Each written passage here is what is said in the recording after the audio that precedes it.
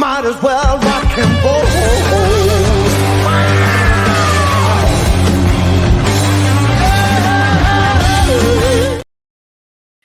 Yes, guys, welcome into the show. Thank you very much for joining me this evening. Hope you're all doing well. Yes, guys, lots to talk about tonight. Liverpool beating Colchester 4-2 in the pre-season friendly early on this evening. And obviously the news that we're going to talk about today, Jordan Henderson looks like he's going to make his £12 million move out of Liverpool by the weekend. But guys, before we start the show tonight, don't forget to go and smash that like button, smash the subscribe button. I would really, really appreciate it. Thank you very much.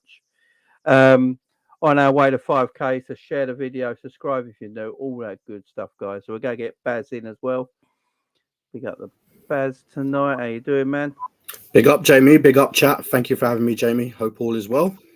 No worries, man. No worries. So before we get on to the Hendo topics, let's talk about the game. Did you watch the match? Yeah. It was good to see the guys back. Some promising displays from some youngsters. The two new signings, very composed, brilliant. And what I liked a lot is our forward line, particularly. But yeah, I mean, obviously there's some little concerns. But look, if it's the first game of the season, but you know, we need to be looking at the defense a little bit worried about that. But hey. No, like we'll talk about it. I mean, you're right, man. You're right. Look, the first half, you know, he put out quite a strong team for a pre-season friendly. You know, Klopp's usually putting out all the kids and everything. You don't really see the first team players, but I think with this summer it's a little bit different. No World Cup, no Euros, no international games. He's got the whole squad almost to pick from. You know, exceptions of Elliott and Curtis Jones, but they'll be back soon with Thiago. So he put out quite a strong team, and I think Klopp knows that Liverpool got to start on the front foot against Chelsea beginning of the season after what happened last season. Liverpool can't hang around, so you're quite happy seeing quite a strong side first game of pre-season, Baz. Yeah. Look, I mean, we didn't have a great season last year. Some of these players, you know, didn't have a pre-season. You know what I mean? Cody Gakpo, for example, obviously he's only 6 months into it or something like that.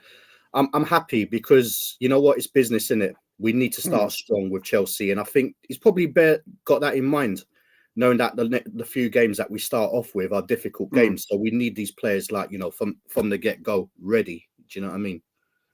No, I agree. That's the one thing I was didn't like last season. You know, played too many kids. The team didn't look fit when it came to Fulham on the opening day of the season. So I was great to see, you know, a lot of the first teamers playing out. Darwin Núñez. Now, I think we're going to talk about this lad all season. I know it's the first game of pre-season. I know he scored today.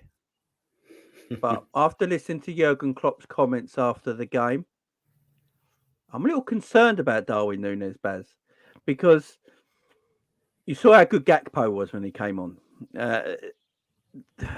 There's just a massive difference between the two right now, ain't there? And I like Darwin. I've been a Darwin fan. I've been a Darwin supporter. I want Darwin to actually be good for Liverpool Football Club.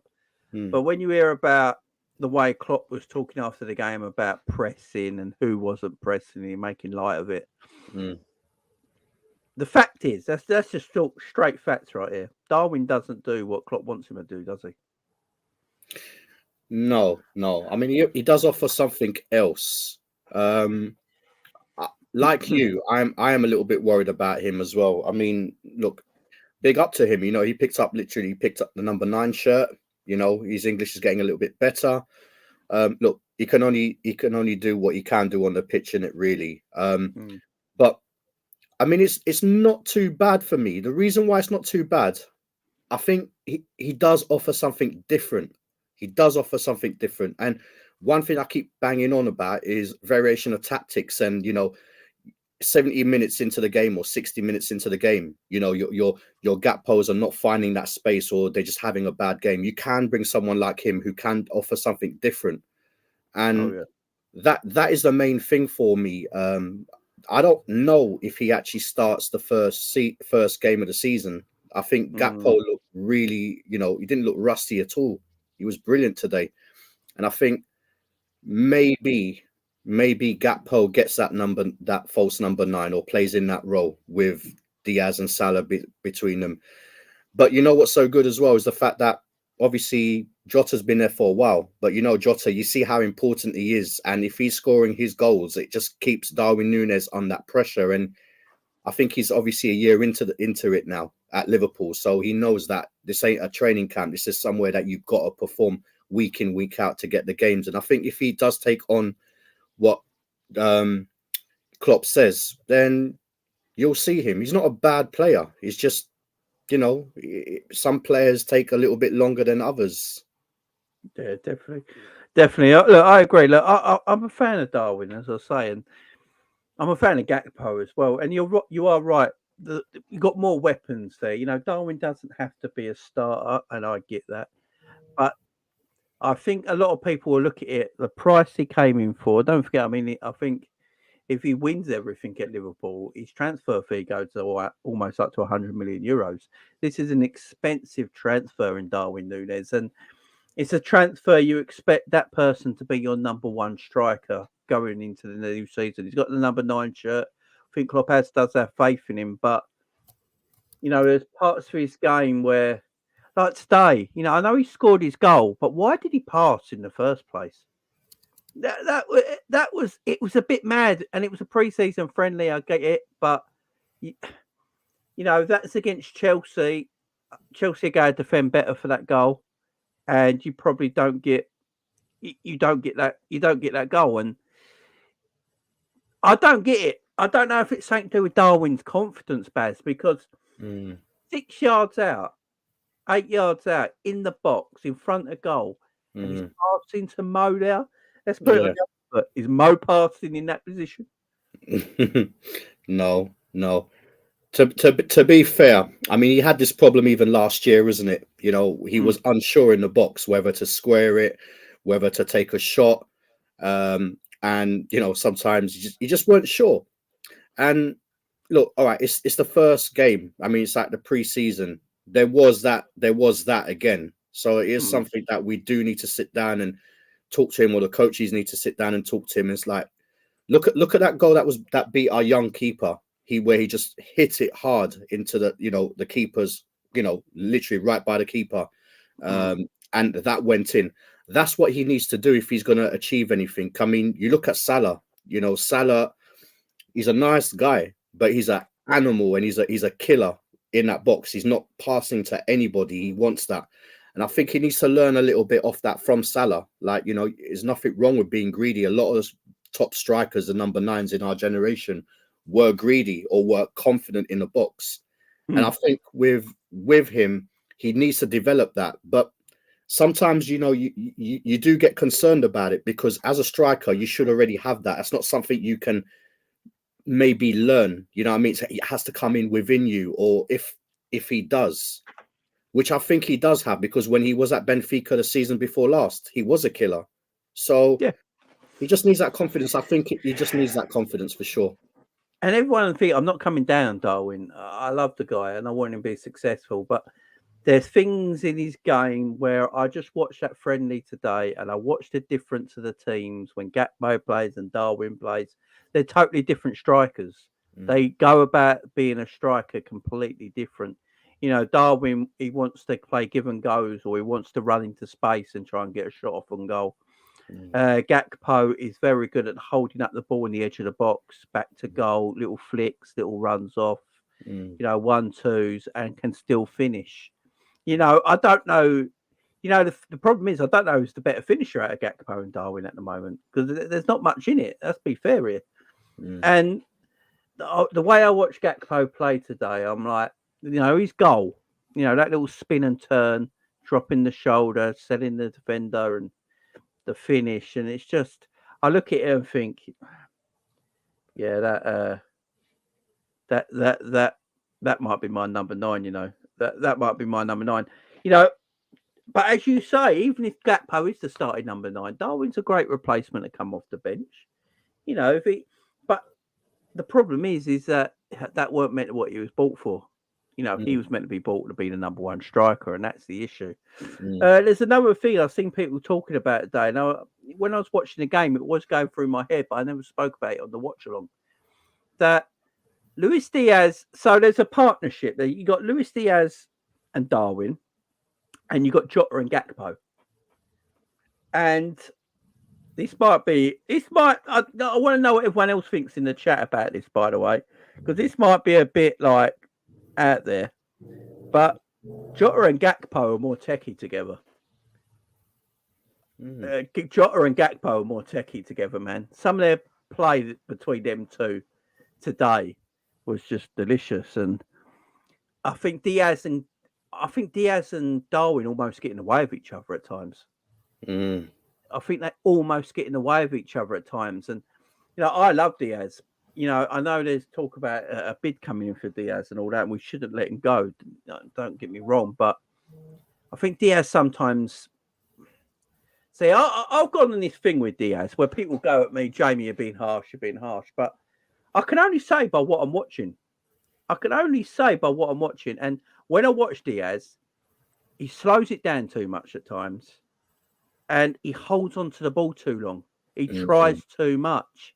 And I just want him to do a give and go, or knock it past and run, or cross it in the box, or cut inside and get a shot off. Do so. Sometimes, like today, he was holding it up far too long, and it slowed all the game down. And then when Jota and Gakpo come on together, they're like 1-2s, knocking it down to each other, looking for each other constantly. I just feel like there's a better relationship between them two right now. I think the chemistry is far higher between Jota and Gakpo than it is Diaz and Darwin. I don't know how you feel about that, Baz. Yeah, no, your theory is right. I mean, to be fair, like I did see a moment with was it Diaz? Yeah, Diaz was just holding on to the ball too much. But then you've also got obviously Darwin as well. Darwin, he's just so unsure, isn't he? He's just so unsure. So he is going to have that ball. He's going to slow it down as well, just like Diaz. So it is a little bit of a break check on the attack and stuff like that. And then when you do look at Jota and Gakpo, I mean, they both play with their brains, and they just want to score. It's just direct, you know what I mean? We're forwards. We're going to do a 1-2. We're going to run. We're going to finish it off. Whereas I think the other two want to make it. They want to have that perfect thing. I mean, Diaz, he's a brilliant player. He is a brilliant player. I think a lot of people, or some people, have been talking about him as being a dribble merchant and stuff like that, and just holds on to the ball a bit too much. Again, maybe this could be just the starting of the season where they're just trying to get there, trying to sharpen themselves up, or it could potentially be a problem. The two of them. But having said that, when we played Arsenal last year, before Diaz got injured, they played really well in that game, the two of them together. So it can potentially be something worked on. I mean, there are enough coaches out there and stuff like that. And then sometimes you do need those players that do hold the ball a little bit more. Like if you're going to play in Champions League, for example, I mean, or you play in Europe, the pace is a lot slower. So, I mean, even then, if we can balance it, for example, if you have a Jota and a Diaz, you've got a little bit of both, haven't you? So I do like the idea of the forward lines having different roles. You know what I mean? Oh, in their ways. It's strong. Same, man. It's strong. I agree. I agree with all that. We've got some good options in that forward line. There is no doubt about it. I just like Jota, man. Jota. I know he got 2 goals today, but I think we forget. Like I forgot. I was looking at letting Jota go, but he ain't scored in a year. All the injuries. It was mostly the injuries that were getting me with Jota, because I want him fit, because I know how good he is. But I think we've forgotten how good Jota is. Literally, I actually, apart from Salah, I think Jota might be our best forward. Yes. Apart from Salah, I think Jota might be our best forward. He's such a good footballer. He's so good. If he's away from these injuries now, Jota's different, man. Jota's a very good goal scorer. He's a good finisher. And I like it when he comes off that left-hand side. I prefer him coming off the left-hand side than through the middle. You know, the way, you know, today when he came off the left-hand side and into the box where he's doing that dribbling, that don't happen if he's playing centrally. That's him coming off the left and swapping with Gakpo. That's what I liked about them two. Him, Gakpo, like Jota was left, Gakpo was central. Then Gakpo went left, Jota went central. And because they're both technically good footballers, it works. You know, they can change and it works. And it's not about their pace with them. It's about their technical ability and their little 1-2s and their little flicks and chips over the top of defenders and stuff like that, looking for each other. Because it's not about their pace. So they don't rely on that. They rely on their skill set and their finishing. And I think that's why them two together look tremendous together at times. But as I say, Diaz and Darwin, that's another combination that I think Diaz and Darwin always look better when Diaz is on the right-hand side. I think the Arsenal game, I think Diaz was on the right-hand side for that couple of assists that he set up Darwin with. And I think he comes better off that side to Darwin because Darwin can then ghost into that left-hand side position if he needs to. Darwin always likes to lean to the left, not politically, but he likes to lean to the left. And Diaz likes to do all his work on the left-hand side. He likes to stay wide. He doesn't always cut in. So if that happens, you've got them two out in the left. You really got then no one in the middle. Where if Gakpo's out in the left, Jota, because he's quite an intelligent footballer, Jota would take that central position up. He won't go and drift into Gakpo's positioning. He will stay central. And I think that's why them two at this moment just look on point with each other. I've got to say, I thought they looked tremendous today, man. Yeah, no, absolutely. I'm one that really I'm gonna say this, yeah, and it's people's opinions, and I respect it totally. But I actually think Jota is the best finisher at the club. I know we're talking Salah's there, but when you look at Jota, he's very clinical. He may waste one or two, but Salah wastes an awful lot, but he scores. Do you know what I mean? Jota scores with his left, right, header, penalties, everything. You know, he's not short, but for someone that's not as tall as the other two strikers and that, he gets his fair share of headers. You know what I mean? Like stuff like that. Yes, the injuries are the problem, but you know, if we are able to control or you know, regulate our players and not burn them out, you won't have a Jota that's going to be injured a lot. Do you know what I mean? Yes, he does come with his injuries and stuff, but if we look after him, and we've got plenty of forwards, so there's no excuse for that. He is dangerous. I don't ever want to be hearing that we sell him. You know what I mean? If it is fine, like, you know, he's just constantly injured and stuff, I get it. But he, for me, is the best striker that we have at our club. Salah creates, he scores. But Jota, you know, I mean, even him, you know, he's hard work. He works hard. When you look at some of the games last year when he was trying to get his goals and stuff like that, he was having that bad run. Never let his head down. Just played. And then eventually the goals started coming and he couldn't stop scoring. You know, he defends. He is brilliant. And I think if we look after him, he needs to get more opportunities. He needs to obviously just keep those guys, on their toes, basically. You know what I mean? Like the Nunez's of this world and even the Diaz's. But certainly, I mean, I've seen some comments with, you know, Jota, Salah and Gakpo. That's a, you know, because we have these strikers who are fluid. You know what I mean? That's our best three. I think that's our best three.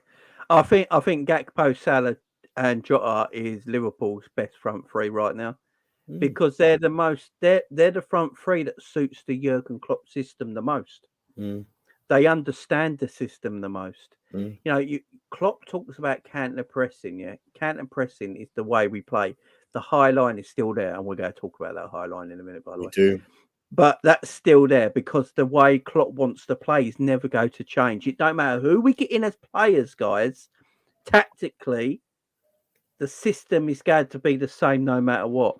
And Jota, Gakpo and Salah, for me, are the best front three in that system and the way we play. Gakpo is very good at defending from the front. Look at the first half territorial possession. Compare it to the second half. McAllister, Gakpo and Jota keep the ball far better. It's just a fact.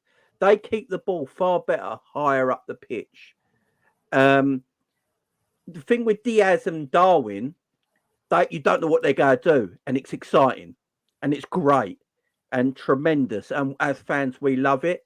But as a manager, you're going to sit there and thinking, what's the best for my system? What's the best we play? How do we keep possession? If you listen to Klopp talk, he's always on about possession. Klopp wants to keep the ball. He never wants to give the ball away. People think he's not like Pep in that way. He is. Klopp doesn't like giving the ball away. He doesn't like counter-attacking. But counter-pressing is there to be used. But you've got to have possession of the ball as well and keep it high up. You can't counter-press if it's in your own half. You lose the ball. Counter-pressing is about that final third counter-press that Liverpool used to be the best in the world at. You know, we just suffocated teams. You know, just suffocated teams. And that's because Bobby could defend from the front, Salah could defend from the front, and Mane could defend from the front. And they kept the ball. Genie was the screen in the middle, could keep the ball ticking over, could keep it going, wins it back really well. Then you got Fab, and then you got Hendo doing the running up on the right-hand side. It worked a treat. And I just feel like Jota and Gakpo and that are just the best front three for me. I think they're just the best. At this moment in time, I'd literally have Gakpo left, Jota in the middle, Salah on the right, but they all interchange. You know, there's no, they interchange. Sometimes Salah's gone through the middle and Jota's right and then Jota's left. You know what I mean? That is, so the defenders can't settle because they're the three most intelligent forwards we got, in my opinion, Baz. I don't know about you. Yeah, no, definitely. Look, it's definitely when I look at our forwards, and can you tell me like a better front three out there? There isn't many, especially in the Premier League. Right? You know, you've got a gunman obviously at Man City and that, but even the people that play around him, it's different. These guys are very fluid.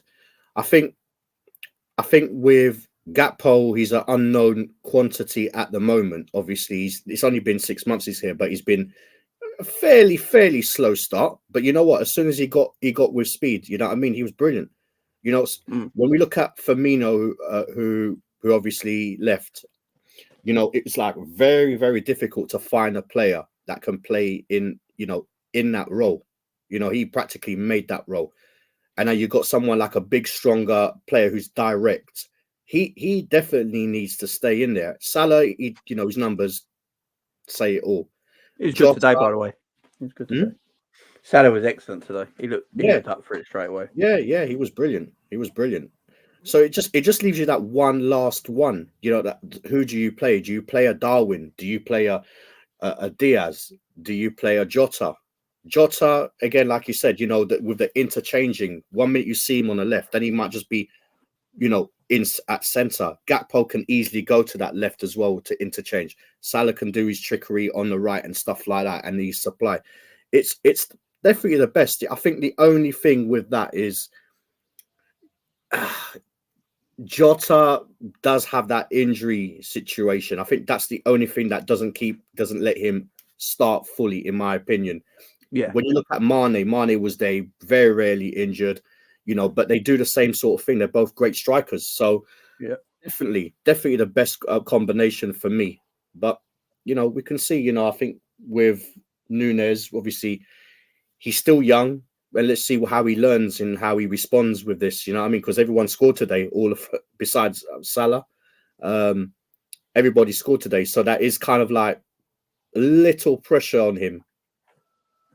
Yeah, Salah, some of his touches today were just sublime. Them balls out of the air that he was picking out and just, gee. I was looking at Mo today and thinking, yeah, Mo looks sharp, man. Mo looks sharp. I ain't got to worry about Mo next season. But you say, look, it's just a great thing to have. You are right. We've got good depth there in the attacking areas. Jota's tremendous. We can manage Jota's minutes now. He doesn't have to play every week. You can put a Diaz in. You can put a Darwin in. Gakpo. I just think Gakpo is going to be special. £38 million or whatever it is we pay for this kid. It just looks like this is going to be a bargain. It looks like he suits us. I can't wait to watch him play next season. I really can't. With Darwin, I thought Darwin's positioning play looked a little bit better at the beginning of this game than it did sort of the end of last season. There's still bits of his game that's a bit rough around the edges, but I think they can iron him out. But his positional play was a little bit better. I still don't know why he passed before he scored. That's still. He's just got to get selfish, man. Just be selfish. Get that confidence back in your game. But at this moment, Jota, look, them 2 goals from Jota today, yeah? Don't underestimate these 2 goals because it was a pre-season friendly. That first goal, that's pure Jota. That's the Jota we know when we first signed him. Do you remember the hat-trick against Atalanta in the Champions League? When he was just going around people and scoring for fun and making everything look easy. That's the Jota we know. That's the Jota we know can do. That first goal was excellent. Yeah, it's the pre-season friendly, it's culture and all this nonsense, yeah. But that's the ability he has. That second goal with McAllister's beautiful assist, by the way. And, that 30 seconds later was tremendous. We forget, I'm going to keep saying it, we all forget how good Diogo Jota is. Cristiano Ronaldo has said it himself. Yeah, he said it himself. Jota is amazing, talking about him as his Portuguese international. Keep saying it, Jota's amazing, man. Jota's the one. Jota starts all the time for Portuguese national team for a reason, because, as you say, he's quality. We just got to keep him free from injury. We can keep this lad free from injuries. Jota can easily get 20 goals in the season.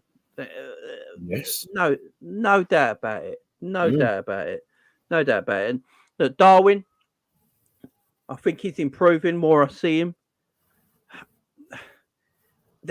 I think Darwin in any other team would look absolutely fine and no one would have a problem. I just don't know if he suits the way Klopp wants to play at the moment. I really don't. As I said, it's all about high possession football with Klopp at the higher end of the pitch, playing counter pressing. He wants the ball to stick up the other end of the pitch like it did in the second half with Gakpo and McAllister and Jota. And that's just my little worry there. But, you know what, Jamie? Sorry, just on that, yeah. Do you know when we bought Fabinho and we bought in Robertson? You didn't see them for a little while until they got used to playing the Klopp way. I think that's what they needed to do. I know the issue is obviously a transfer fee. People expecting, big things off him because he was signed for such a lot of money. It wouldn't be bad to actually have this guy maybe learning that way. Maybe not giving him games and that, yeah. But obviously take him at the firing line, coach him a little bit more, show him like this is how we're gonna play. Even if we have to change the way he plays a little. He doesn't have to be super prolific. He could potentially play where Gakpo plays, yeah, and doesn't bang in a lot of goals. Yes, people get judged for that, yeah. But if he can link up and he can play well, then people are not really going to complain, because we just want to see what's great for our front line. You know what I mean? Him, it's still like, well, what is he? Is he a winger? Is he going to play on the left? Is he a striker? He's unsure. It's the confidence thing particularly. And just one last thing on Jota. Jota is just clinical and he's got composure. And I think that's the difference between the two of them. One's just very clinical and his composure, where we talk about Nunes doesn't have the composure. He's not sure what to do. It can be ironed out, and it can potentially be coached out of him, certain little things. Put it in the back of the net. Then you would discuss our options later. Be the killer. Yeah, exactly. I've got to say, though, Nunes did take his goal well. I think it was on his weak foot as well. He did take his goal well. That's what I want to see him do. Instant finishing like that. My problem with it is just that he passed to Salah first. And if it weren't because Salah was so good, by the way, I don't think Salah got the respect he deserved for his little pass back to Darwin, by the way, because he weren't looking. And, but I just feel like in a bigger game, Darwin can't do that. Klopp will want him to take that on. Klopp will want him to take more on to that game and go for goal. If he misses, he misses. Get your head down, do it again. Go for what you can. Go for your shots all the time. And, Darwin will be fine. I like our front line. Jota, Darwin. There's nothing wrong with these lads. They're great. They're all great. And my Wi-Fi is bugging up, I think. But no, it's all right, I think. Yeah, how about Ben Doak? What did you think of Ben Doak and the other guy in the second half, number 48? That is not bad. Ben Doak, look. Doak, man, was awesome. Ben Doak was awesome. I don't know what's going on with my Wi-Fi here. It should be coming back. Ben Doak was great, man. I absolutely love Ben Doak. He has got zero fear. Zero fear. He don't care who you are. Yeah. He doesn't care. I'll tell you what I noticed today, he's got very, very good tight control. Yes. That ball don't leave his foot when he's dribbling. You know, when some players, they dribble and the ball is like sometimes just at half a yard in front of their feet all the time. Yeah. A bit like when Mo does it. But he still goes past people because they're strong and athletic and good. Ben Doak, the ball don't leave his feet, man. His first touch control when he dribbles is ridiculous. Yeah. It's ridiculous. He's It's he's so an good. example, Jamie. He's an example of, when we tell our kids, you know what, like, your parents, what do they teach you about respect? This is one of the examples of when you don't teach one respect and you give them a big shout, because the thing is, he's got no respect for who you are. He gives me he's that explosion. He does what Mo Salah perhaps doesn't do anymore. You know what I mean? That just explosion of pace, just get round you and stuff like that. And he has that Owen trait. He has that Michael Owen. You know, when Michael Owen came in, didn't care who you were. Obviously, Owen was a better finisher and stuff like that, yeah. But this guy just reminds me a little bit of him. Sorry, got hiccups there. Yeah, definitely. He runs with the ball effort. You know what he does as well? He runs big. He looks tall when he's running. He doesn't hunch down. You know, some people hunch down and that. He runs. It might sound mad, but he runs big. Do you know what I mean? Like he has his chest out. He's always looking. You know, he's always up like that when he's running and going past players, which I absolutely love. You know, some players are like down to the floor and just not got their head up. That's why they don't look for the final ball. The one thing I will say about Ben Doak, every time he broke into that box, he was looking for the final ball. Yeah. Yes, his final ball didn't pay off, but the kid's 17. That will work. You know, work on that. It'll get better. Yeah. But it's exciting, man. I want to see him in every preseason game. I want to see him in every preseason game. If he keeps performing like this, I want to see him against Bayern Munich on the 2nd of August, which is my birthday. I want to see him. I want to see him against Bayern Munich on the 2nd of August, and I want to see what he can do in Singapore against Bayern Munich on the 2nd of August. Let's give him a proper team to play against. Let's see what he can do. See, if he keeps playing like this, Klopp's got a decision to make. He's going to have to look at him and go, do I actually put this kid out on loan?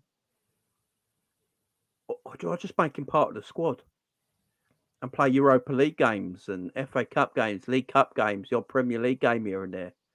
Because he's not showing me at the moment that he ain't up for it. This is the thing.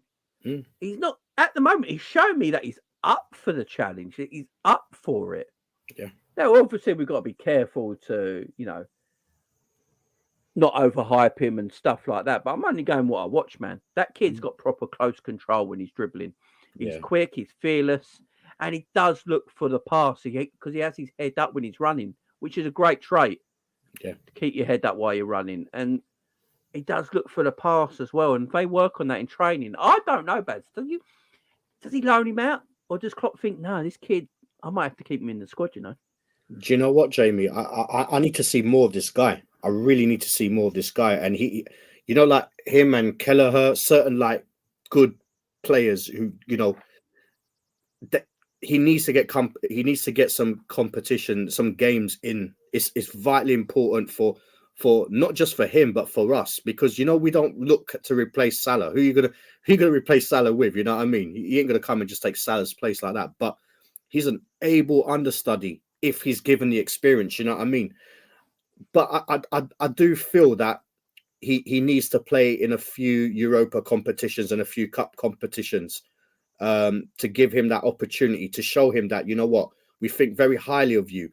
And he's at a level that I feel if you are going to loan him out, to give him the freshness, it has to probably be around like a short-term loan, you know what I mean? But you're guaranteed to play, or even a year's loan or something like that, instead of those 2-year loan businesses, and keep evaluating him, because I think this guy is going to be brilliant if we give him the opportunity. He's confident. Yeah. He's not had no injuries, nothing major anyway. He's just so hungry. And when you've got hungry players, you've got to give them that opportunity, because they just want to impress. And if they impress, they're doing the right things. So I do think, I do think we can give him an opportunity because we've got other players there as well, so we won't burn him out. Do you know what I mean? We're strong in that position. We've got Salah. We even got Harvey Elliott that can play there. Even Szoboszlai now to a point. You know what I mean? Where he can play there as well.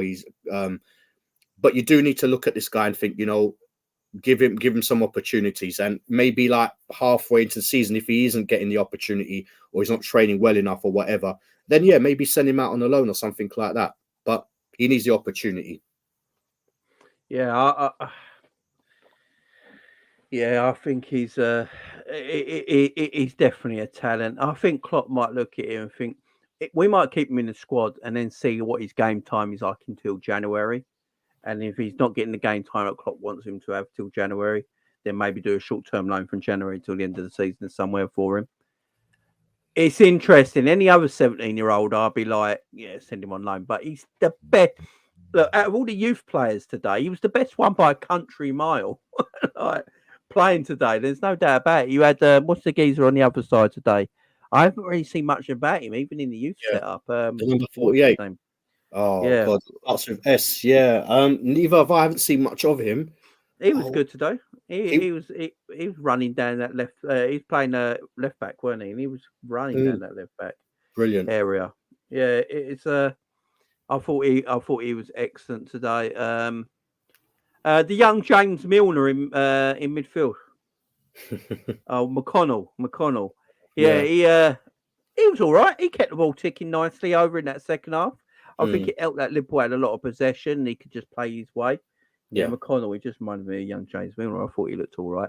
But I just don't see a future for these guys. I really don't. Ben Doak's the one. I just see a massive future for Ben Doak. Who else stood out in that second half in particular? McAllister. Now, McAllister, I think he looked better than Szoboszlai, I'm going to say, in the first half. Now, that might be because he played a little bit further up the field to what Szoboszlai did. He was basically playing very advanced, wasn't he? He was playing very, very advanced. He was almost in that number 10 position. At times, the commentators thought he was playing false 9 at times because he was so far up. But he's one-touch plays, looking for gives and goes. When we've had Gail obviously talk about Jordan Henderson in a minute, but when you've had Jordan Henderson on that right-hand side, and you're having a much, much more techie player in McAllister, God, there's enough of difference, ain't there? Yes, definitely. Look at last year. We had no legs. You go up, you go up to the box or something, you'll have a nosebleed. This guy, he was the one touches, the silkiness and stuff like that with him. And bruv, 35 million quid.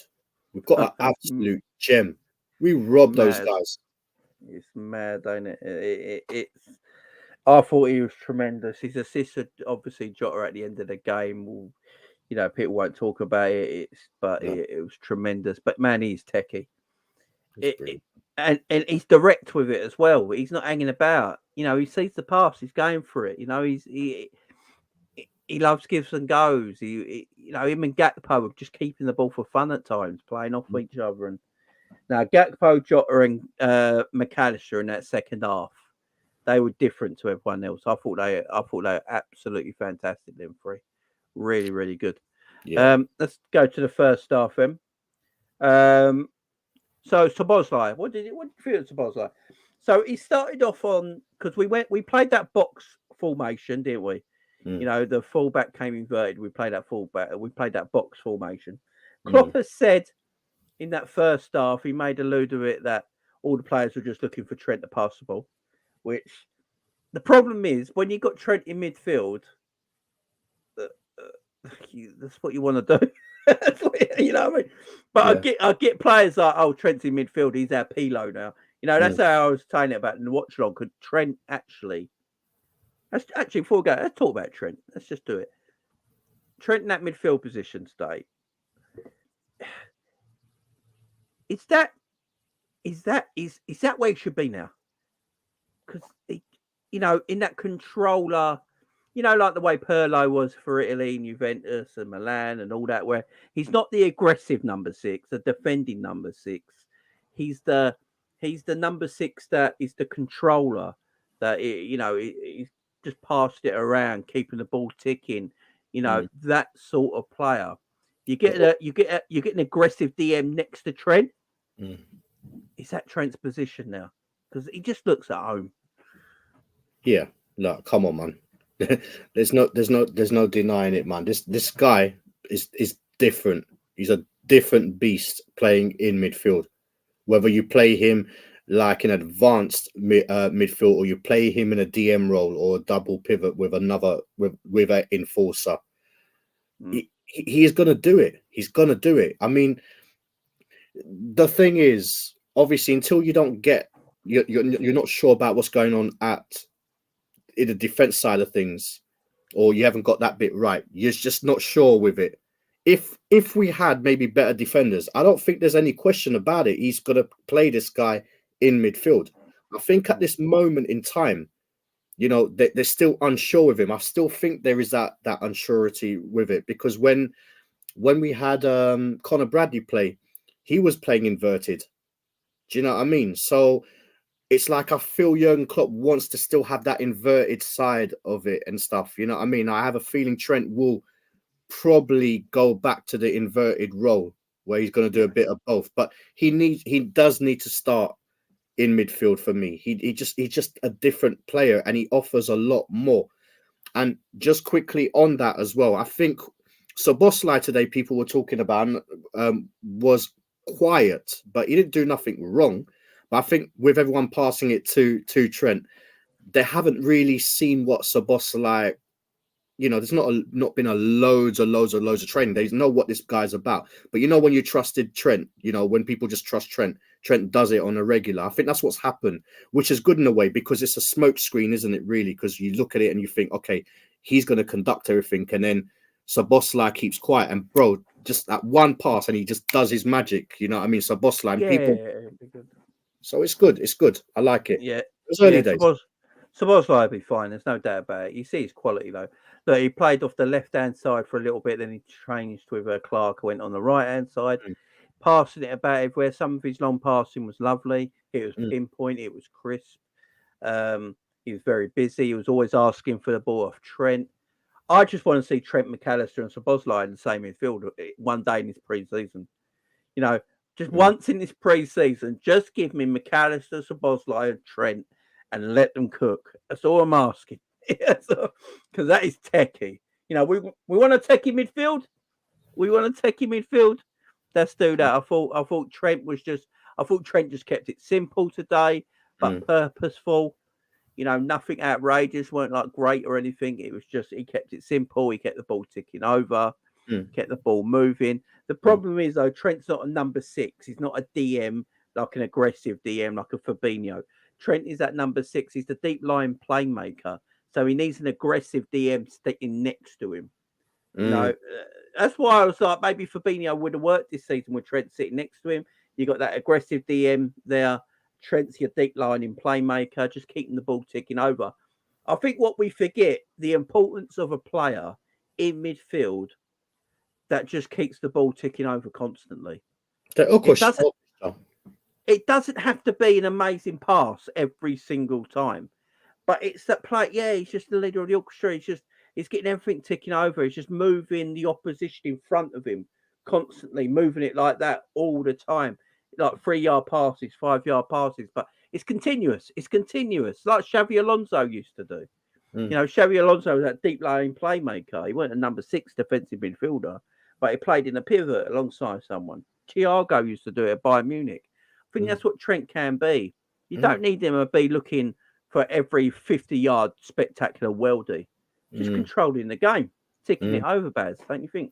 Yeah, no, absolutely. Look, he is a special player. He can do that role. He can do the Pirlo role. You could put him on the right and he could still do a role as a Beckhamish kind of like player as well.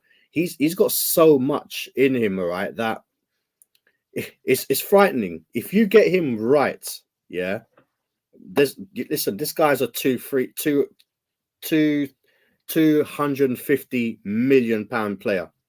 If you get him right, because he does everything. He can defend. He can, he can create. He's got such a brilliant brain on him. But the thing is, as well, I still think that he does have that. He can be ruthless as well. I think he can play hard. He has got that bit of temper because he doesn't like to lose. When you look at him, generally, like playing like competitions with Hendo and stuff like that, and stuff, he doesn't like losing, and he does get angry when things don't go his way. So I do think that he can actually play in a defensive role, even without like a Fabinho kind of DM. You know what I mean? I think you could even play him there and he'd still do a brilliant job. It's like Gerrard. When Gerrard played in every position, he was brilliant. This is like our Gerrard. You know what I mean? You play him anywhere. He's brilliant at it. Defending, all right, fine. He's not rubbish at defending. He's okay. He's just not the best. But he can do a job there. Steven Gerrard was just full-blooded. You know what I mean? Could do everything everywhere, and it was full commitment. You can get that with Trent in whatever role he plays, and he wants to play in midfield. He'll do a brilliant job all day long. Yeah, definitely. I think you are right in what you're saying now. I think because we are, Bradley was going inverted today. I think that is what we're looking at the beginning of the season. That Trent will play right back, but go into that inverted position alongside whoever the new DM is going to be next season. We need an enforcer there, definitely. Yeah, so Bosley, look, I thought he was okay today. It's working out the position for him. I thought McAllister stood out far more, I will say. But I think it's because McAllister played with a better front line. That's probably the reason.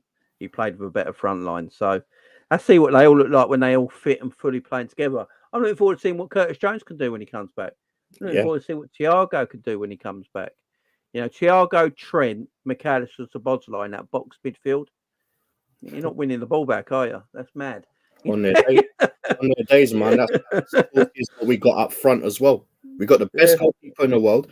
We got the best forwards around. Yeah, we got a decent, brilliant midfield. If we can get that defense just, shored up a little, you're trying to tell me we ain't the team that are going to challenge City. Yeah, exactly. So, and Curtis has good link up with Diaz. That is very true, Crypto Nation. Let's talk about something in the game that still peed me off a little bit. That don't look like it's going away, and that's the high line. Now, the high line. Look, I get why we play it. I understand why we play it. We play that risk-reward football. That is the way Klopp likes it. Yeah. If you go play counter pressing, you just can't play deep. You can't play deep if you go play counter pressing because it doesn't work. Because the players need to be further up the field to play counter pressing. And Klopp says that is the way he's always going to play. Formations might change. You might play 3 at the back. You might play 4 at the back. You might play 5 at the back or 2 in midfield. Whatever it is, the formations will change.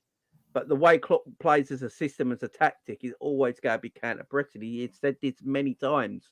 It's not going away anywhere. So the high line stays. My only worry about it is I don't think we can play the false right back role if we're playing this high line. Because we saw today against Kloscher or a second division German team, they exposed it a few times, didn't they? They got in behind a few times. And Kanate just does not look comfortable playing this role. He don't look comfortable, Baz, playing this where whoever's right back is going advancing to midfield area, playing a high line, one-on-one defending. That's what we do again today, one-on-one defending. And Virgil looks comfortable at it, but Kanate don't, does he? He doesn't like being dragged out wide. He just wants to defend his area and nothing more than that. So are we just a little bit worried about the high line still, Baz? Yeah. You know what? I'm going to say this. I don't know if anyone's going to agree with me, but when I look at our back line, Van Dijk, we just need to be very careful with him. You know what I mean? Same thing with Ibu. I think Ibu, he's not comfortable and he's an injury waiting to happen. All right. And a rash decision or an injury and we don't have anyone on the bench, we're in trouble. Yeah. And it makes me wonder, you know, our midfield last year, we were saying that they've got no legs. You know what I mean? How are you gonna press with no legs and stuff like that? I'm slowly starting to look at that in the same way as our defenders. I don't know if they've got the legs anymore. And I think Ibu's young, okay, and he has the legs, but I'm worried about his injuries and I'm worried about he's having to do two-man's work. For someone who's not experienced in the team, I mean, like last year was the most he's played for Liverpool, I think, since he's been here. But he doesn't always start. But now he's going to start a lot more. He's going to be the first choice centre-back with Van Dijk. We've got to be very careful with him. And I think he's a player that does have injuries in him. And, you know, we lose him, we're going to have a Matip in there. And even Matip at some point is going to be leaving. We need to be very careful. The high line, it's still a concern. You know, there's still a little bit of panic in there when crosses are coming in as well, or balls are being played, you know, onto the right back side of things, and we're running back. I am concerned about that and their positioning. You know what I mean?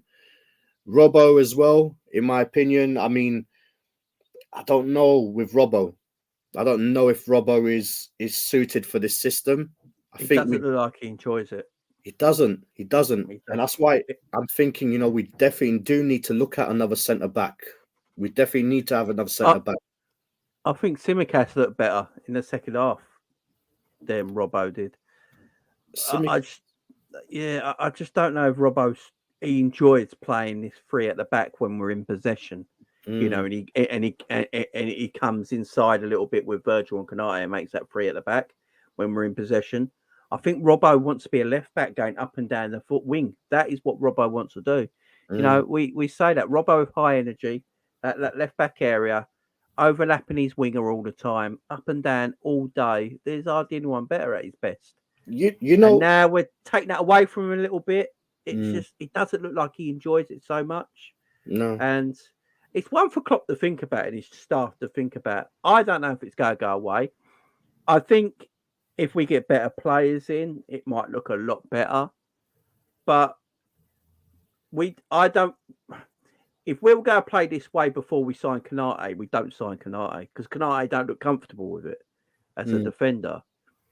And we got great players in this team. I think we should just stick to playing that suits them. You know, let Konate just defend, man. Don't let him being pulled out wide and covering whoever's meant to be right back when there's no right back there. You know, and then Robbo is coming inside where he should be out of the wing, running up and down. You know, it's just hopefully it works out. You know, we buy new midfielders in and it's like all good and it's all fine. That's just my one criticism of the game. That is all my criticism is today. It's just that the high line's still there. It's not going away. The counter pressing is still the main tactic and the main system, which I'm happy with. I don't mind. Everyone manager's got to have a system and they should stick to that system because that's their beliefs and go for it. So look, it could work perfectly. I think we as Liverpool fans have just got to bite the bullet and just say sometimes we're going to give chances up and it's just the way we play.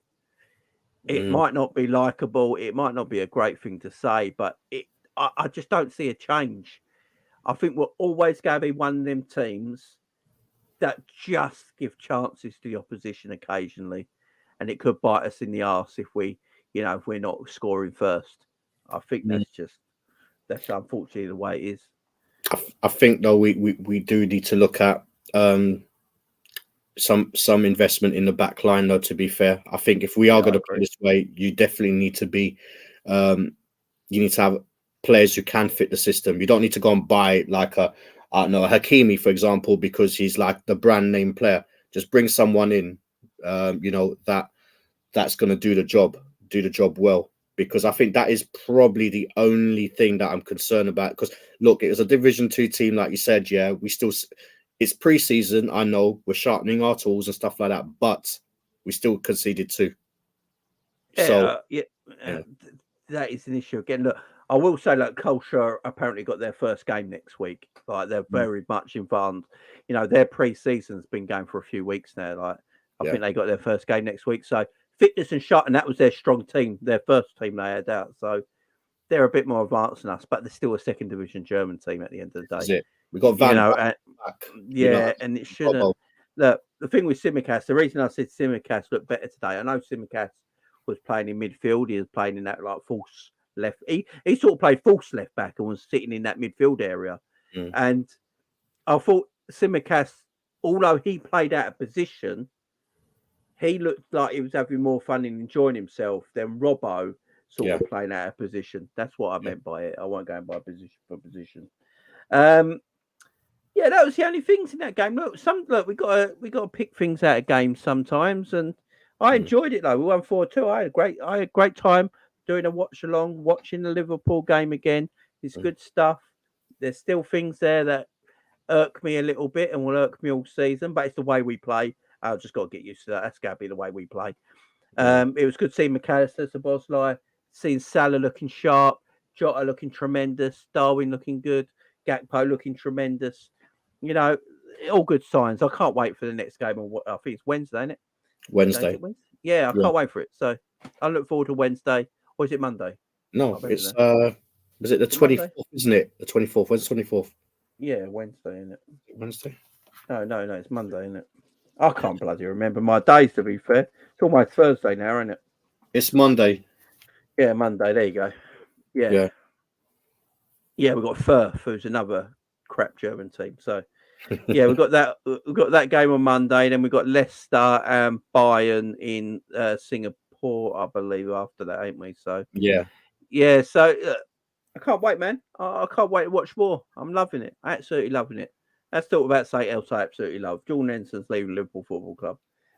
Now, I don't mean this right. I've got to go on record here, right? I like Jordan Henderson. I liked Jordan Henderson at Liverpool. I thought Jordan Henderson was a tremendous captain. You know, was he up there with Alan Hanson's and Stevie Gerrard's of the world? Probably not. Tremendous captain, though. No doubt about it. Top 5 greatest Liverpool captains ever. I'll go that far. And that is a high praise indeed, by the way. Right? And he's been tremendous for Liverpool Football Club. He's been here almost 13 years.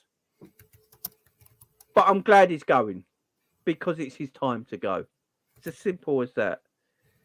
It's his time to go. And 12 million, it looks like it's a deal with add-ons up to 20, I believe. He's going to get 350 grand a week, by the way. So all this 700 grand a week nonsense can be put to bed now. He's getting 350 grand a week, which, by the way, is tax-free. So he's to put that into finer detail, guys. He's going to be earning more than Mo Salah because Mo Salah gets 350 grand a week, but that's 40% tax. Henderson's going to get 350 grand a week, tax free. So 3 years, in the 3 years they both go have left on their 2 different contracts, Jordan Henderson's probably going to earn more money. It's just madness. But get your money, Jordan. Why not? Go for it. My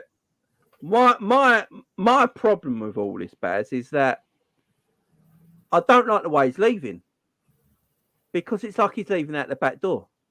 You know, Naby Keita got a send off. Naby Keita got a send off.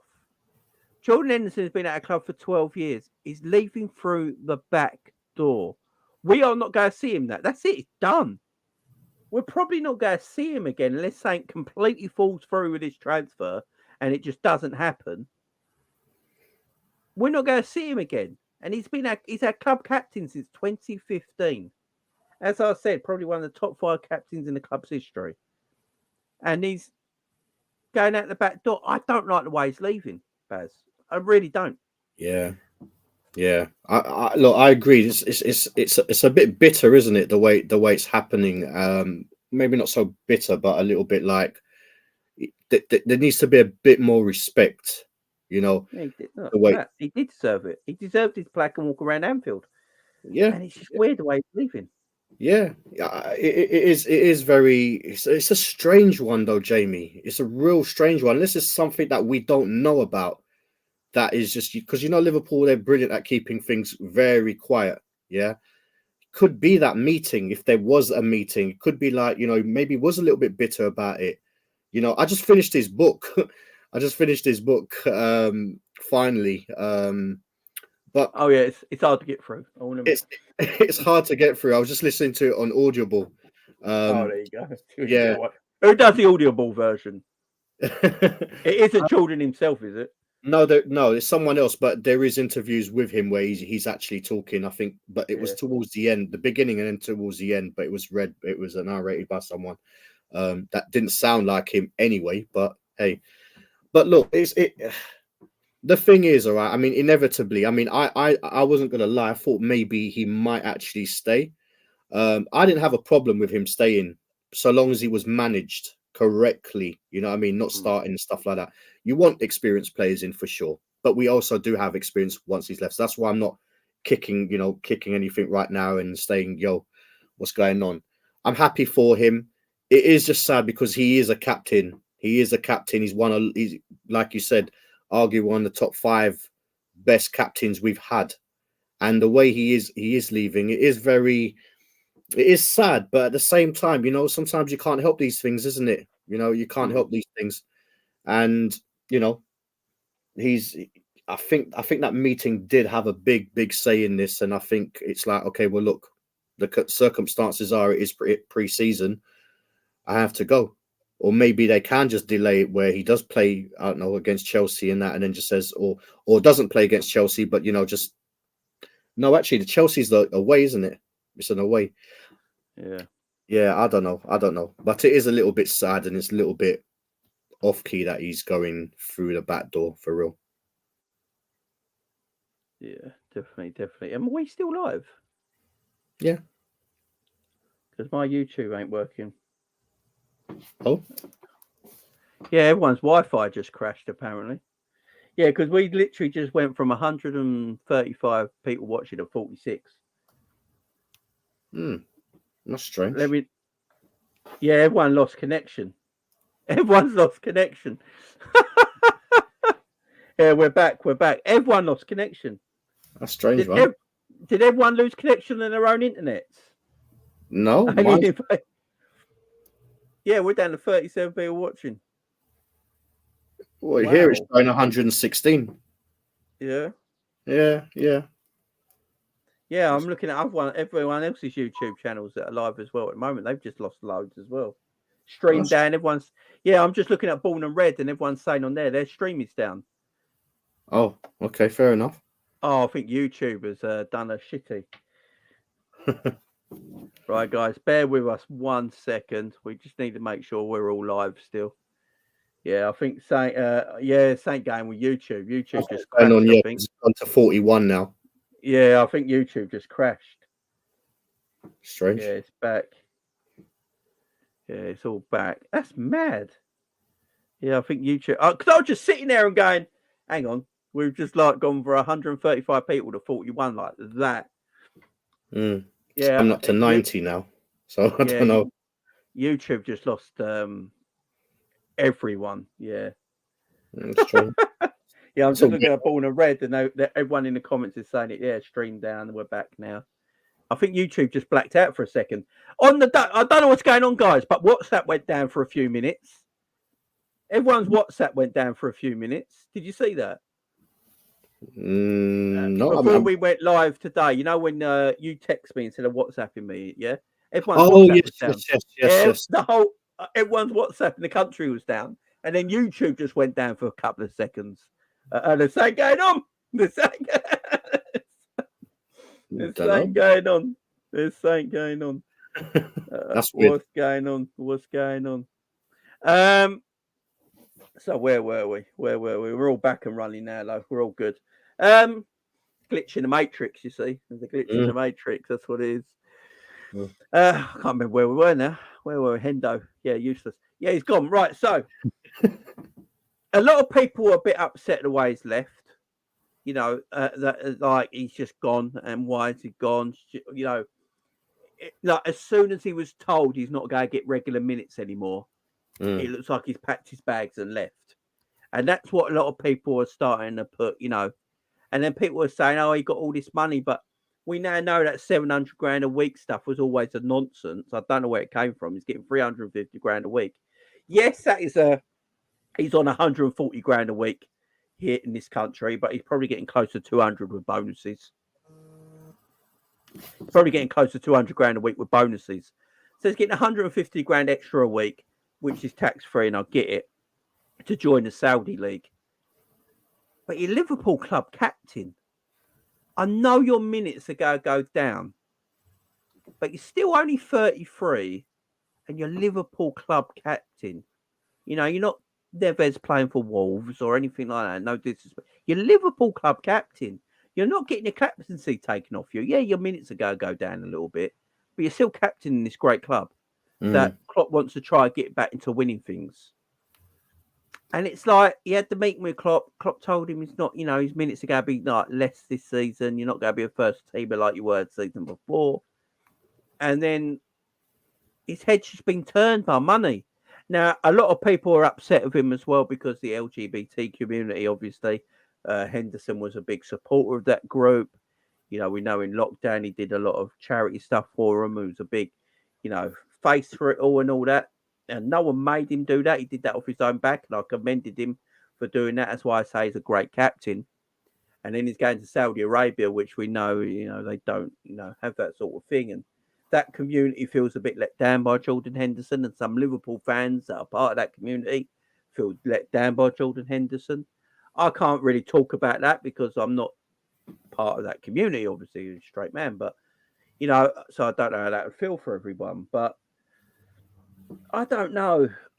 We've not worked. And the other thing as well, we've not heard a single thing from Hendo. Not one thing has come out from Hendo's camp. Hendo don't himself have to say it. His agent can put it out there. His publicist can put it out there. Anybody. He's got a publicist because he's got a book out.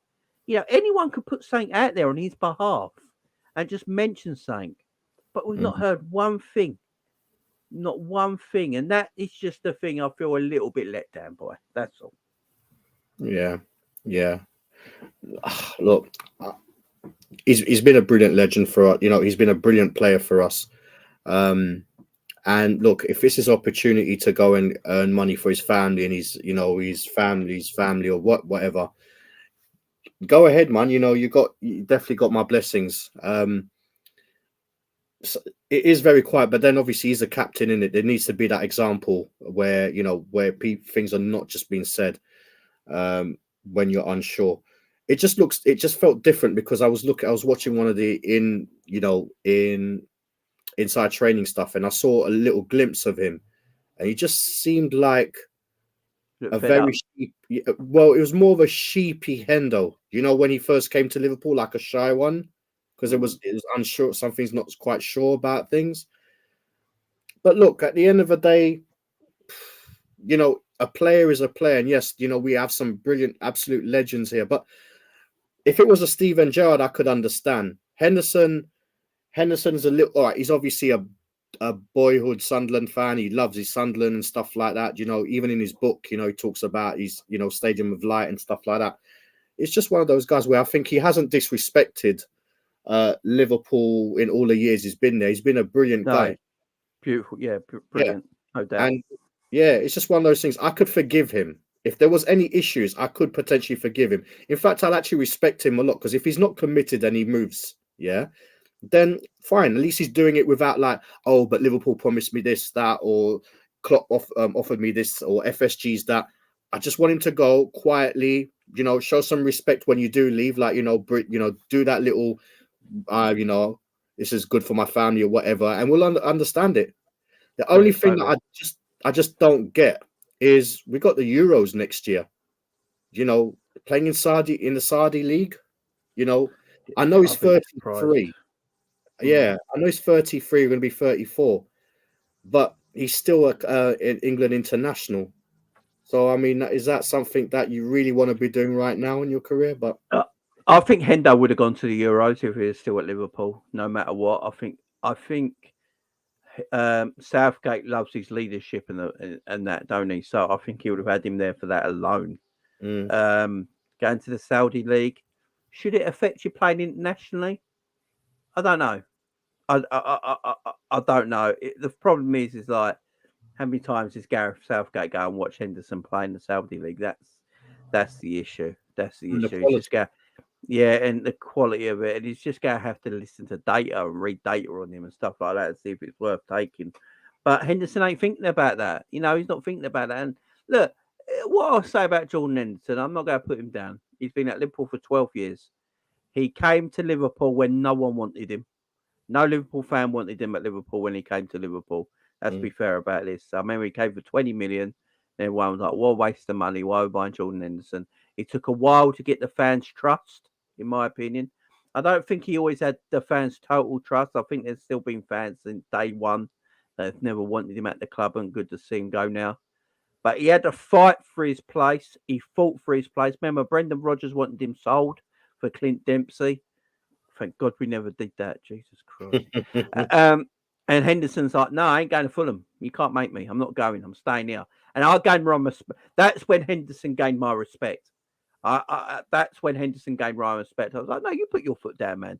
I don't want Clint Dempsey either. You do the right. No, you Hendo. Big up to you, man. Big up to you. If you left, we would have got Clint Dempsey. So yeah, big up to Hendo for that. I think we should all just thank Henderson for that alone. And that's when he got my respect, And I was like, yeah, okay. And then Klopp came in, and Klopp and Henderson were just a match made in heaven, and it worked beautifully for him. Look, he's got the best trophy lift in football. I don't care what anyone says, and he won the Premier League as our captain. He won everything at Liverpool. Yeah, he won everything, and he wants to go and get his money now. Go and get your money. Go and get your bag. Go and do what you need to do. If people are upset at you because you're going to Saudi and you're the face of the LGBT community and all this sort of stuff, well, that's up to them to be upset about it. People, let's face it, everyone gets upset about everything these days. You know what I mean? I could make a cup of tea that's a bit too milky and someone would just shout at me for an hour. Do you know what I mean? It's the world we live in. Everyone hates everyone. Everyone's got a problem. Everyone's got issues. Hendo, go and get your money. You've served the club well. I just don't like the way he's leaving, because it just feels like he's leaving through the back door. We're going to get no explanation from him. We're not going to hear his side of the story. And Naby Keita got more of a send-off from Liverpool than Jordan Henderson, and that just don't feel right to me. It's just the circumstances, I think, Jamie. Yeah. But I'll be surprised if you get like a video, like a video message from him explaining what's happening and his thanks and stuff like that. It's why is next to the pool in Saudi? No, this is the way up. Yeah, he's like fur coat. Yeah, when you look at, like, obviously we couldn't celebrate with our fans when we won the Premier League and stuff like that. That was harsh, that's difficult, yeah. But to lift it in the cup, that was a brilliant thing. They couldn't have done that, with fans around, so to speak. So it's one of those unfortunate things, isn't it? It's just timing sometimes, isn't it? Timings happens, and you know what? Good luck to him, man. There's no hard feelings. He conducted himself brilliantly throughout the years, like you said. With he came, he fought hard. He had issues, obviously, with like his father's poor health and all the rest of it. And what an incredibly strong guy. And he goes with nothing but respect, because look, he hasn't. When Jamie Carragher left Liverpool, people can start slowly was saying like his legs had gone and stuff like that, and he left at the right time. I think with Henderson, if he stayed maybe a year or two and was getting more games and stuff, maybe people, hated. Yeah, Pete, he would have been hated and stuff. You know what I mean? So I think it's a good time that he's gone, and good luck, man. But he saw the right ones on the wall. And look, the fact that Klopp never stood in his way says it all. But then, I say that Klopp never stood in his way. Then Dave O'Cott, big up Dave O'Cott, by the way, who's been everywhere at the moment. I'm trying to get Dave on the channel. He big up Dave O'Cott. He put a piece out on Twitter today, an article out on Twitter today, that apparently Jurgen Klopp tried his best to persuade Hendo to stay. Yeah, you said. Jurgen, you can't help yourself, man. Just you let him go, Jurgen. I think Jurgen, he let him go and thought, right, he had that meeting, went like, if you want to leave, leave. I'm not going to stand in your way. Go for it. I understand, yeah. And then he went to bed that night and went, nah. And he did, like, went to work the next day and like got out of the hotel the next day and went, Jordan, and I really want you to stay, man. Forget what I said yesterday. Walk under the bridge. You know, if you want to leave, I understand it, but I'd love you to stay at this football club. And Jordan's like, so this is where I get my respect for Jordan. Still, he's like, no, I've got to go, boss. You need to see that money. I've got to go, man. I've got to go. And it's like, fair enough. So he's gone. Fabinho is going to have his medical tomorrow, I've heard. Both of these deals can be done by the weekend. It leaves Liverpool in a little bit of an issue. Now, we're hearing today that Liverpool have been eyeing Crystal Palace's Doucouré, who I think, look, Doucouré was on no one's shopping list. You know what I mean? He was on no one's shopping list. Doucouré is like that Christmas present you get that you never asked for. You've got it, and then you're like, do you know what? This actually ain't a bad present. Do you know what I mean? That's what Doucouré is. But now Crystal Palace today have slapped 70 million quid on his head. So, because they've heard the Liverpool interest, and like, you want to take our best midfielder, apart from Eze, you want to take out one of our best midfielders, our defensive midfielder, it's going to cost you 70 bags. This is the problem Liverpool going to be in, Baz. Yeah. Liverpool going to have to overpay for a midfielder this summer. It's just the way it is, ain't it? Yeah, of course. Look, you know, when we were looking at strikers or midfielders, you know, everyone knew that Liverpool were on a lookout. Do you know what I mean? And now, obviously, it's happened at a month before the season starts, and it's an important role, as anyone would know, with their DMs. You know what I mean? That it's an important role. So just because like someone is going to be selling you their DM, they've got to go and get a DM now as well if they don't have a good one as well, scouts, etc. And look, we're going to be backed into a corner for sure. You know, we might be held to ransom with certain players. You know, Lavia could even be going up for a little bit more now. You know, people know, and like now we've obviously we'll have 52 million coming in. You know, it's going to be very difficult. It's going to be very difficult, and the pool of players. And by the way, Doucouré, I think he's a decent player, but I don't rate him that highly. You know, I don't know if that's just me. I don't know about him.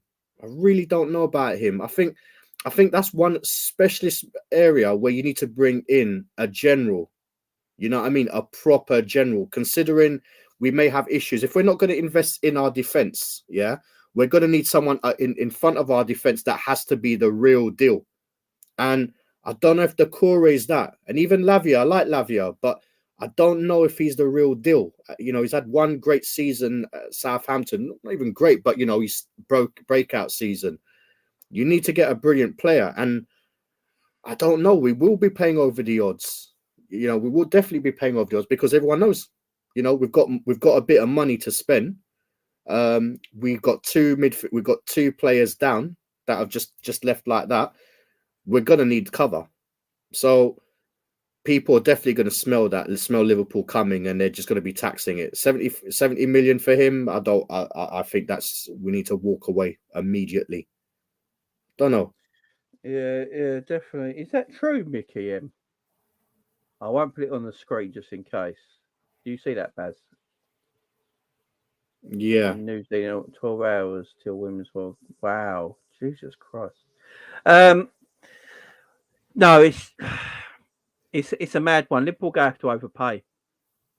Liverpool going to have to overpay. By the way, the Glazers are not leaving United is hilarious. All them Qatar flags. United, oh man. Every United fan's Twitter bio's got a Qatar flag in it. It's hilarious.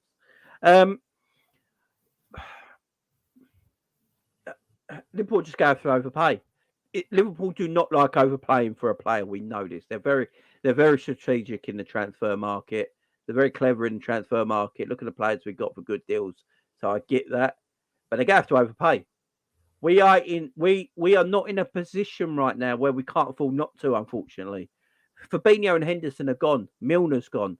the core experience end of our midfielders gone out of our team in 6 weeks. Yeah, we're doing a midfield rebuild in 6 weeks. This is mad, and we need more of an experienced, ready-made defensive midfielder in there right now. And you just gonna have to overpay. If it's Lavia, you just gonna have to pay 50 million for him because Southampton ain't gonna come down that price. Not now they know we need a DM, and Henderson's left as well. They're not going to go down their price for Lavia. It's going to have to be 50 M's. The core rate is going to cost you £70 million because that's what Crystal Palace want, because they're looking at it and going, you want our DM? Your DM's left and Hendo's left, 70 million bags. Why not? Look at the players that are going around Europe for these kinds of money that are not as good. You know, we're going to have to pay the money. And if you're looking at it now, if Casado is only 90 million, I say only 90 million, but if the core at Palace and Lavia are 50 and 70 million apiece, Liverpool might as well just go and buy Casado. You might as well just go and buy him because you're going to have to overpay. Would I rather pay 90 million for Casado? Oh, by the way, I actually think he's a fabulous footballer. I just think he's very overhyped. That's all I think about Casado. He's just extremely overhyped, but he's a fabulous footballer. Mm. Is there a point in Liverpool? Like if Liverpool went and bought Decore from Palace for 70 million quid, I will be peed off because just spend the extra 10 or 15 million extra and get Casado. You know what I mean? Just or go and get Polina from Fulham, who's going to cost the same price as Decore. You know, it's Liverpool going to have to overpay. I don't know who it's going to be, but Liverpool going to have to overpay. And this is Liverpool's own fault for not doing this midfield stuff the last few years. They've left it themselves this short. It's their fault. Yes, it's out of their hands that Fabinho a big transfer fee came in for Fabinho. I understand the club's accepting that. Plus, Fabinho accepted it and Fabinho wanted to leave. So you weren't keeping him. Hendo's head was turned. He wanted to leave. So you've got two midfielders, our core midfielders from the last few years, wanting to leave this football club this summer. Nothing Liverpool could do about it. That's caught them off track. Now Liverpool just got to overpay on a player. Who's that player, Baz? Who's that player? Do you know what? Casado, I do like him, but like I said, I think we need a general. I really feel. Look, we're not a club that's just going to have strength in depth. Yeah, I don't see Liverpool buying 3, 4, 5 players anytime soon. I do believe maybe one will come in, but it's got to be the right one. And you know, you've got the Corey, you've got obviously Paulina. They're all overpriced. Even Calcedo to a point. Lavia now is going to be overpriced as well because, you know, before it was Liverpool were in here. Now, obviously, Arsenal in you know, with him, Man City might be going back into it. This is one guy that I'd love in my team. You know, Kimmich. It's going to cost the same as Decore at 70 million. If it costs, can do it. If it costs that much for this particular player, sign him. If they can, if they do have a chance. I don't think it's going to happen. But, you know, that's the kind of player you need, a quality player like that. Could play at right back as well. So when you talk about flipping, you know, we need a good right back or something, if Trent's going to play in the middle, he can cover for that. You know, he's a DM. And I just think we do need an expert DM. Not someone that can play in DM, but mostly he's a central midfielder for me. You know, so someone like Calcedo, he'd be brilliant with having McAllister in there. Obviously, he's mate from Brighton. But are you going to play him in a DM? I don't know. Look, Liverpool will go for around 60 odd million pound through the sales of Henderson, Fabinho, and Nat Phillips, who's going to Leeds by the look of it for 9 to 10 million. So they go around 60, 70 million pound back, yeah? Mm. The money that they've saved on wages with Ox leaving, Bobby leaving, and Naby leaving, and Hendo now leaving Liverpool are saving so much money on wages, yeah? The transfer fees are about to get in as well. They got money to spend. Liverpool can spend over 100 million on 2 players if they want to in the next week they're without a problem. You know, it won't affect the way FSG do their business or anything like that. But we all know that Liverpool don't overpay on players. They look for value in the market. They always have done. That's the way Liverpool act. Sometimes it does brilliant work, like Mo Salah for 35 million, McAllister for 35 million, you know, Gakpo for under 40 million. You know, when we do it like that, that's beautiful business. You know, you're getting good players for great value. Liverpool are not going to get a player for great value this summer to replace Henderson and Fabinho. It's just the way it is because every team in Europe knows we need a DM and Henderson's leaving our football club. So we're going to have to overpay. Now, Liverpool are just going to have to bite the bullet, find a player that they want and just pay the money. There can't be no dillying around on the, we want him, but we want like for 50 now and 20. Just pay the money. We ain't got time to differ about. We're in pre-season right now. Just go. You just have to pay the money. And this is what I'm saying. My only worry is that we go and get Leon Goretzka from Bayern Munich. And I was a big Goretzka fan a few years ago, but he looks like he's lost his hunger a little bit. Now, I don't know if he's lost his hunger because at Bayern Munich, he's won everything and he wants a fresh start somewhere else. But he's had his injuries as well. But Liverpool can probably pick him up for 40 million. And Liverpool will see that as value for that player. And I don't know if that would be good enough, really. Yes, he's a big name. Everyone, Leon Goretzka, Liverpool got Leon Goretzka. He's not the player he once was. If you went and got Leon Goretzka 4 years ago, I'm like, party time. It's not that player no more. Yeah. But I think Liverpool will look at him for value for money. I really do. And I think they might go for him. Kone and Thuram. If Kone's knee injury ain't that bad, and like everyone's saying he could be back soon, go and get Kone and Thuram together. Just get them together. Just go and pay the 70 million that get both of them. I think they're like 35 million pounds each or 40 million pounds each, 80 million. We got the 80 million to spend. Just go and get both of them. Go and get Kone and Thuram in to go alongside McAllister, Bosley, Trent playing inverted. Then you got Curtis Jones, Harvey Elliott there. I'm happy. Yes, it's not going to win us the Premier League straight away, but in the years to come, that could be absolutely solid. If they don't do it that way, if it's not Goretzka value for money, and it's not Kone and Thuram value for money, being young, being good, could sell them the next day and then double their worth, that sort of player.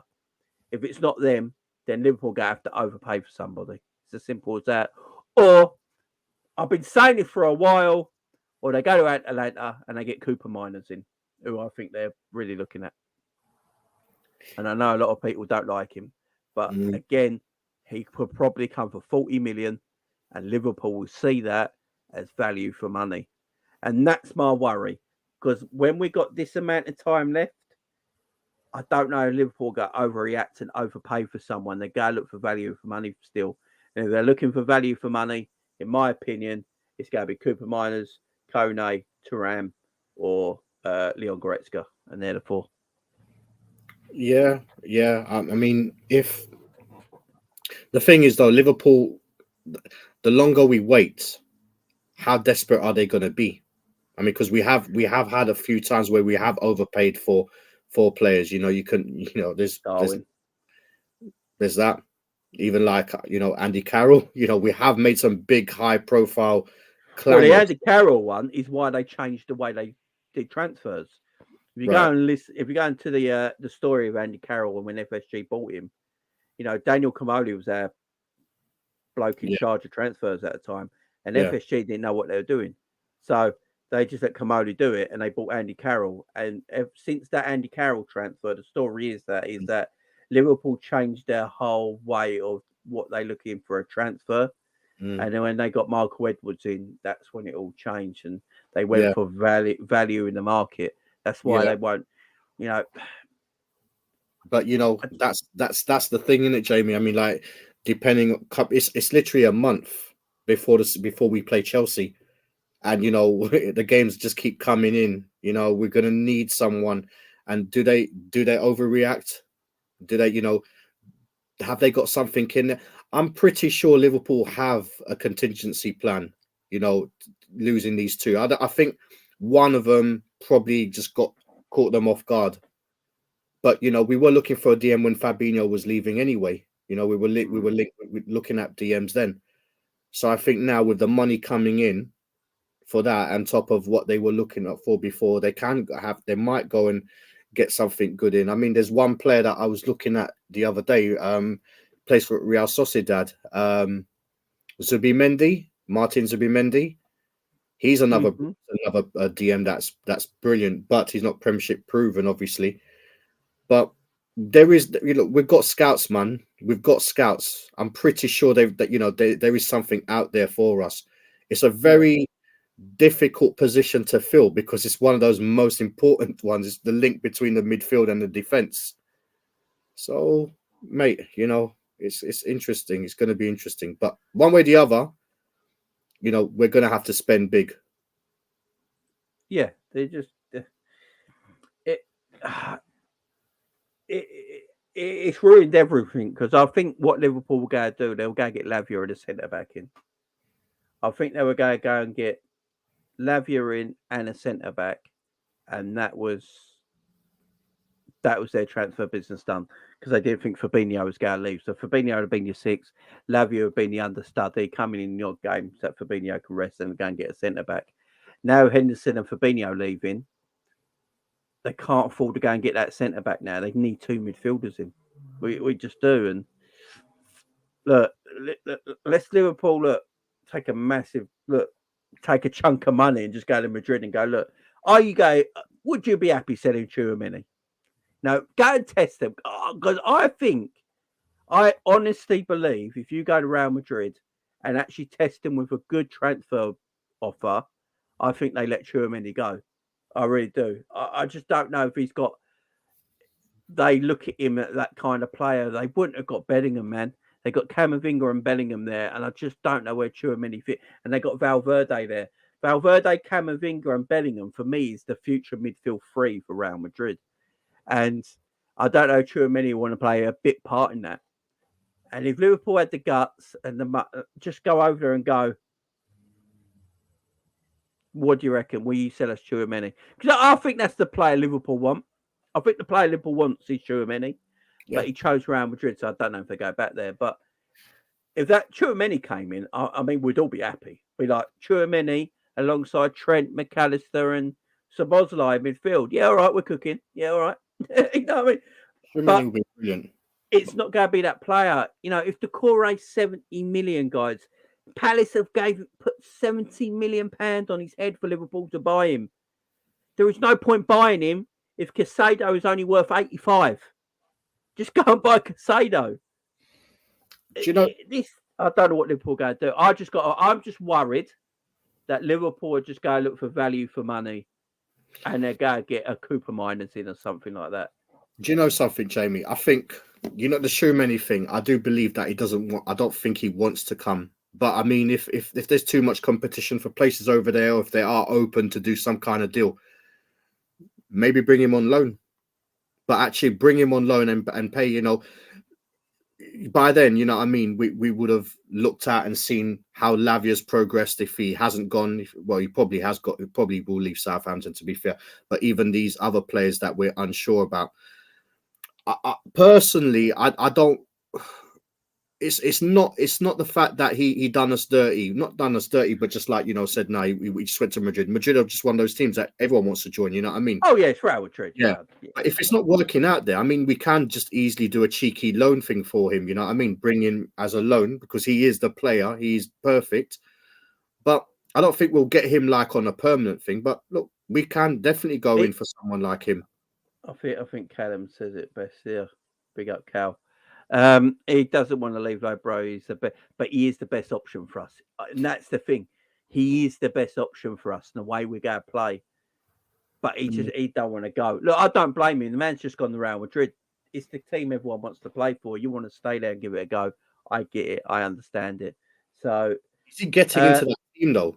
I mean, look, they just brought Bellingham in as well. Camavinga, Valverde. I think you wait till January and see what happens.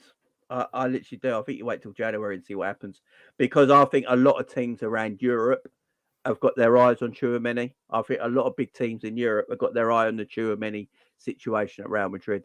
And if he's not getting massive game time up till January, I think a lot of big teams around Europe will start be talking to his agent, start talking to Real Madrid. What's going on here? Is he available? And if that happens and Liverpool have to get into a bidding war, we're never getting in full stop. So yeah, Cooper Miners or Kimmich. No, I'd love Kimmich. You know, Kimmich and Trent. Look, we all forget when Trent broke into the Liverpool team at right back, the player everyone compared Trent to was Kimmich. He was the player. It was none of this Reece James crap or or any of this nonsense. The player everyone compared to, Trent to was Kimmich and Kimmich to Trent because they were very similar. They were very similar. They both broke in at right backs, and now Kimmich has gone into that DM position, and Trent going into that DM position, and they play very similarly. Very similar players. I would like him. Apparently, news came out yesterday that Bayern Munich are willing to let him go. I mean, if he's worth 60 million and Decore's worth 70 million, Baz, I'm getting a little plane to Bayern, mate. And yeah, I'm just going. I guess Kimmich, man. I might just have Kimmich. You'd want Kimmich. His job.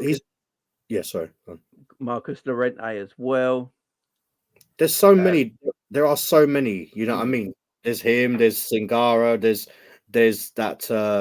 that posh one. Well, he's not posh. What's his name? Valentino Luis or something like that. There's so many out there. But mate, we've let go how many 6 players or something like that. We've brought in 2, 3 wages. Is when people are talking about there's no chance of Kimmich coming in. If they are open to selling him and we can negotiate a fee, you try to tell me we don't have the wages to pay for him. We've just let go of someone that was getting 150,000 and the other one's 120,000. We can definitely bring these players in. It's just whether they want to come is a different thing in it. We're just seeing this on in the media saying he's been offered to us and stuff like that. You don't know. We don't know. But one way or the other, like Ibrahim Sangare, another one who Liverpool see value for money in. Now, before, I think he signed a new contract at PSV, but before that, I believe he had a £35 million release clause. Now, if Cal's still in the chat, he might know this. Anyone else in the chat might know. I don't know if that release clause is still active now, because I think he signed a new deal. But if that release clause is still around that 35 to 40 million pound mark, again, it's Liverpool will look at that as value for money, and they might go, Kimmich on 295 grand a week. Yeah, touchy. You know what? He's gone now, but look at Ugarte. If only we just met his his thing, we wouldn't be in this situation right now. Ugarte was the one for me. Yeah, as well. It's a difficult one for Liverpool. I wouldn't want to actually be in Liverpool shoes right now, to be fair, because this transfer team must be up all night. They literally must not be sleeping because they've got to get replacements. It's not good enough just one replacement, guys. It really ain't. One replacement ain't good enough. You need 2 replacements, and you need a replacement for Hendo and a replacement for Fabinho. Look, replacing Fabinho of last season is easy. I could do it, right? And I'm an upgrade, yeah. But replacing the Fabinho of 3 years ago is very difficult because that Fabinho was one of the best DMs on planet Earth. Fabinho of last season, easy upgrade, easy. Go and get me Sangara. Go and get me Lavia. They're an upgrade of last year's Fabinho because 1, they can run. 2, they can move. And they won't get turned and walk past. So that's easy. But upgrading the Fabinho of 3 years ago is what Liverpool are looking at. Liverpool going to be looking at it. We need a player who did what Fabinho did in his whole time at Liverpool, not just what Fabinho did last season. So that's why it's got to be the right choice, man. That's why they have got to get this right. Like the Henderson one for me, I think there's a lot of midfielders around the market for decent price. I think you can get in to replace Henderson. But the Fabinho one, you've got to get the player in that to get in and do what Fabinho did in the whole time he was at Liverpool, just not last season. But yeah, Cal, I think we should bring in a stopgap and see which midfielder has a breakout next season because all our competitors. Yeah, Cal, I agree. But do Liverpool do stopgaps? We know Klopp doesn't like stopgaps. You know, we've heard it from Klopp before. He doesn't like stopgaps. He likes players to come in that are coming in to be Liverpool players for the next few years. But I agree, though. A stopgap would be great. The thing is, if you don't have much money, you got to make sure that money stretches. So at the same time, if you do bring in a stopgap for a decent fee, you know what I mean, then you know what you're playing with later on. Do you know what I mean? So it's a good point, man. It's definitely a good point. I mean, I wouldn't be opposed to it. Do you know what I mean? Because look, we've done that in Arthur Melo, but he never got a game. And if Arthur Melo was on it, yeah, he'd be one of those brilliant, midfielders and stuff like that. But I think we could look. It's possible. It is possible. It's just that we just need to look and see how well our scouts and our transfer negotiator does, because there are some gems out there. There are some real gems out there, and I'm pretty sure Liverpool. What you're trying to say? Liverpool, a club like Liverpool, cannot find something out there that's going to be like that. They found it in Fabinho. There's so many pool of players. Like I've always said this, you can go to the French league or even the German league, yeah, and find one big leggy midfielder that's going to run up and down for around 15 million quid. If he does the job, have to be a brand name player. Do you know there is a DM in the Premier League that we could get in that would do the Fabinho role and do the Fabinho role really well? He plays for Everton. No, not enough. Oh, you think no. Sell him to us? Yeah, he's the one though. Anana would be perfect. Anana would be perfect. You're just going across the Merseyside. He doesn't need a rehouse. I'm thinking about the way Fabinho played. Onana would be perfect. That'd be the one. But Everton never go sell. Do you know what I mean? Yeah, Everton they sell at 100 million. Yeah, let's face it. Liverpool should have just got Declan Rice a year ago. That's just face it. Liverpool should have probably just got Declan Rice a year ago. You're looking at Arsenal now. They're going to have a partnership of Partey because he ain't leaving, and Declan Rice in their double pivot of Odegaard in front of them. Now it's not going to be as creative, but the thing is, you're not going to get past them either. That's the whole point of that role. Do you know what, Jamie? That's the thing, yeah. I mean, Liverpool should never be.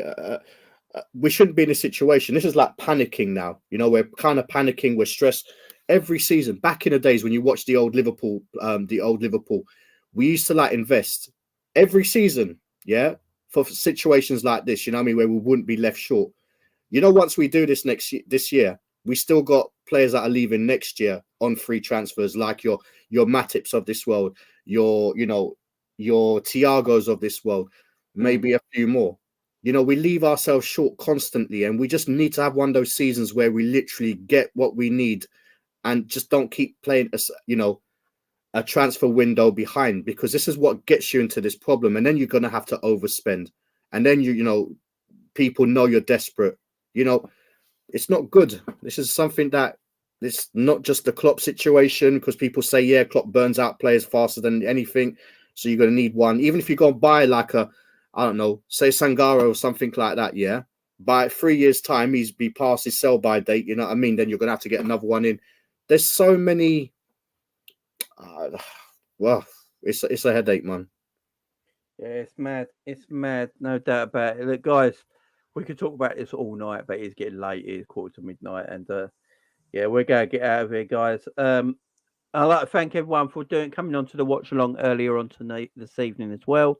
I appreciate that. Thank you very much. Really enjoyed it. First watch along of many, many more to come. And Baz, big up to you. Thank you for coming on this evening, my man. I know it's late, but thank you very much. I do appreciate it. Everyone in the chat, thank you very much.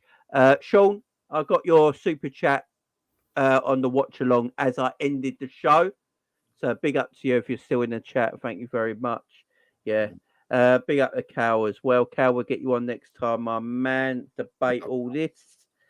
Go and make sure you subscribe to the Sanderson Show if you like your MMA and your UFC and all that. Cal and Luke do a monthly UFC watch along for pay-per-views, guys. So make sure you go and subscribe over there. And if you like your UFC and MMA, guys, go and check out the Sanderson Show. Big up the Cal from Coppish. So, guys, I will be back maybe tomorrow or maybe Friday, seeing how it goes, guys. If any more news, guys. So make sure you hit your notification bells. Make sure you subscribe to the channel. Make sure you go to Spaz. Tell them where they can find you at as well, man. Yeah, big up, man. You can find me on my channel, LVFC TV, my YouTube channel.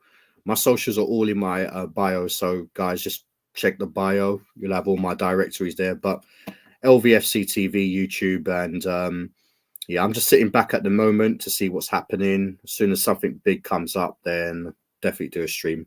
But big up, Jamie. Thanks for having me, and big up to everybody in the country smashing the like on your way out. There you go, guys. I'll see you again soon. Bye bye for now. Good night.